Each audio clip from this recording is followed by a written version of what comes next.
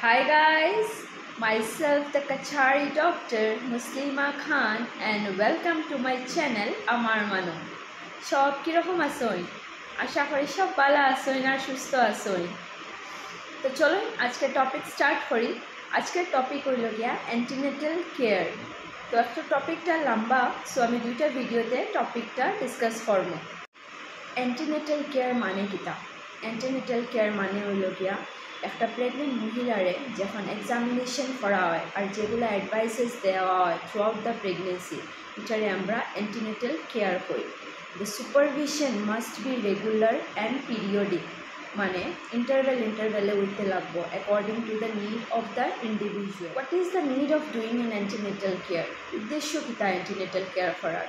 তো চলুন জানি এইমস অ্যান্ড অবজেক্টিভগুলা একটা অ্যান্টিনেটাল কেয়ারের কিতা অবজেক্টিভ থাকে ওইগুলো আমরা ডিসকাস করি।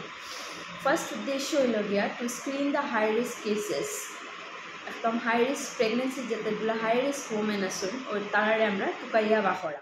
Two prevent, detect and treat the high risk cases at the earliest. আর থার্ড উদ্দেশ্য হইল গিয়া আমরা একটা প্রেগনেন্ট লেডিরে বুঝানি যে throughout the pregnancy physiological changes হয় মাদারের বডির মধ্যে, ওইগুলা জিনিস বুঝানি। প্লাস ডেলিভারির সময় কিতা কিতা হইতে পারে ওইগুলো আমরা ডিফারেন্ট ডায়াগ্রাম চার্টস দিয়া আমরা পেশেন্টরে বুঝাই। অ্যান্ড দ্য ফিয়ার, একটা যে ডর থাকে আমরা প্রেগনেন্ট লেডিরার মধ্যে ডেলিভারি নিয়ে, ওই ডরটারে ওই সাইকোলজিটারে ইমপ্রুভ করা হইল গিয়া অ্যান্টিনেটাল কেয়ারের উদ্দেশ্য। And the fourth one is to discuss the place, time and mode of delivery. কিরকম হই খানো হইব delivery, and the care of newborn, বাচ্চা হওয়ার পরে কেমনে কেয়ার নেওয়া। And the last one, and it's the most important one, about the family planning and contraception. আমরা অ্যান্টিনেটাল কেয়ারে পেশেন্টরা আগের থেকে বুঝাইয়া রাখি যে আফটার ডেলিভারি কী কী কন্ট্রাসেপশন নেওয়া যায়। তো এগুলো আসলে আমরা সব এইমস। এখন আমরা অবজেক্টিভটা কিতা অ্যান্টিনেটাল কেয়ারের? আমরা মেইন অবজেক্টিভ হইল গিয়ে আমরা এনশিওর করা যে প্রেগনেন্সিটা নর্মাল থাকে, থ্রু আউট দ্য প্রেগনেন্সি কোনো কমপ্লিকেশনস না থাকে, ডেলিভারিটা যাতে নর্মালি হয়, and at the end we get A healthy baby from a healthy mother. এটা হইল গিয়ে আমরা মেইন অবজেক্টিভ, মেইন মোটিভ। তো ফার্স্ট অ্যান্টিনেটাল ভিজিট কোন সময় হইব? ফার্স্ট অ্যান্টিনেটাল ভিজিট একটা প্রেগনেন্ট লেডি যখনই তাই জানলা তাই প্রেগনেন্ট তাই তখন আইতে পারবা। It will be as soon as possible and not late then second miss period. মানে তুমি একবার মিস পিরিয়ড হয়ে গেছে, সেকেন্ড টাইম যাতে তুমি মিস হয় না পিরিয়ড, এর আগে তুমি জানিলেই তাই তুমি রিপিট করাইয়া তুমি প্রেগনেন্ট আর তুমি নিয়ার বাই হেলথ সেন্টারও তুমি গিয়া দেখাই দেয়। এটা হইলে তোমার ফার্স্ট অ্যান্টিনেটাল ভিজিট। তো একজন পেশেন্ট আইলা, এটা তার first antenatal visit. How to proceed? Patient একজন আওয়ার পরে ফার্স্ট আমরা তার নাম জিগাই। নাম জিগাইলে একটা ফ্যামিলিয়ারিটি বাড়ে, কানো মনো ভাল লাগলো। তারপরে আমরা অ্যাড্রেসটা জিগাইলাম। And then the most important one, age. এজটা বহুত important obstetric point of view থেকে। Extremes of age is a risk factor. Age যদি একটা পেশেন্টের অ্যাবাভ 35 ইয়ার্স থাকে তার আমরা এল্ডারলি কই, এটা একটা রিস্ক ফ্যাক্টর। বা তার এজ যদি কম থাকে, লেস দেন 18 ইয়ার্স থাকে, তাই টিনেজার, এটাও একটা রিস্ক ফ্যাক্টর। তো এজ একটা বহুত ইম্পর্ট্যান্ট জানার লাগিয়া।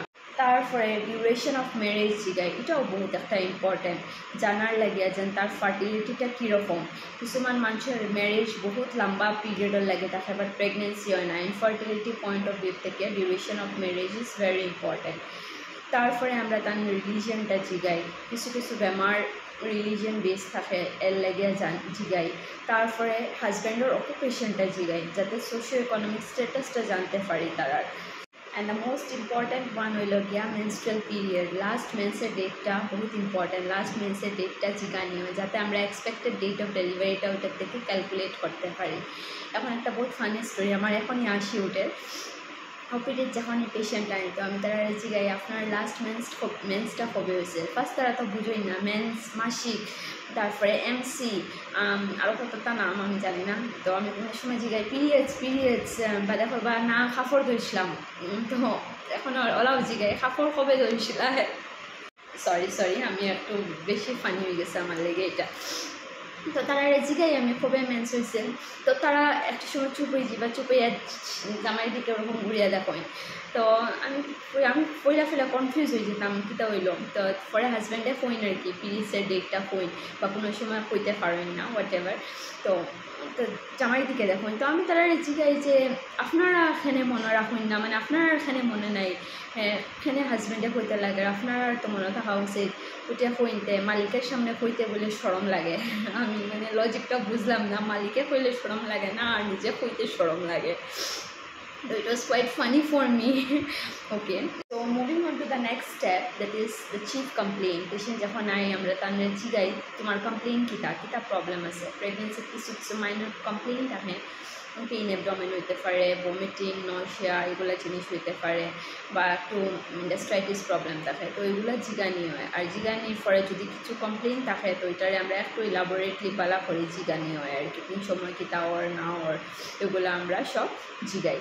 তারপরে হইল গিয়া অবস্টেটিক হিস্ট্রি, আগের কয়টা ছেলেমেয়ে আছে বা কয়টা বাচ্চা নষ্ট হয়েছে, ছেলেমেয়ে যে আসুন কবে জন্ম হয়েছে, কই হয়েছে, কিলা হয়েছে, বাচ্চার জন্ম ওজন কত, তোমার মোড অফ ডেলিভারি কিতা আছে, এক একটা বাচ্চার মধ্যে গ্যাপ কত, ওগুলা সবগুলা জিনিস এক একটা পয়েন্ট ভেরি ভেরি ইম্পর্ট্যান্ট। তারপরে তোমার মেনস্ট্রুয়াল হিস্ট্রিটা ইম্পর্ট্যান্ট, আগের মাসিকটা তোমার রেগুলার আসেল কি না আসেল, কত দিনের সাইকেল আসেল, ডিউরেশনটা কয়টা তুমি প্যাড ইউজ করতা, মাসিকের সময় তোমার কোনো প্রবলেম হইতো নি, এগুলো জিনিসও ভেরি ইম্পর্টেন্ট। তারপরে যেখানে আগের কোনো পাস্ট হিস্ট্রি আসেনি, past medical history like chronic disease আসেনি, তোমার ডায়াবেটিস, হাইপার টেনশন বা থাইরয়েডের কোনো বেমার আসেনি, বা আগে তোমার কোনো অপারেশন হয়েছে নি, কইলে খানো হয়েছে, পিতার অপারেশন হয়েছে, কবে হয়েছে, এগুলো জিনিস অ্যাকচুয়ালি বহুত ইম্পর্ট্যান্ট।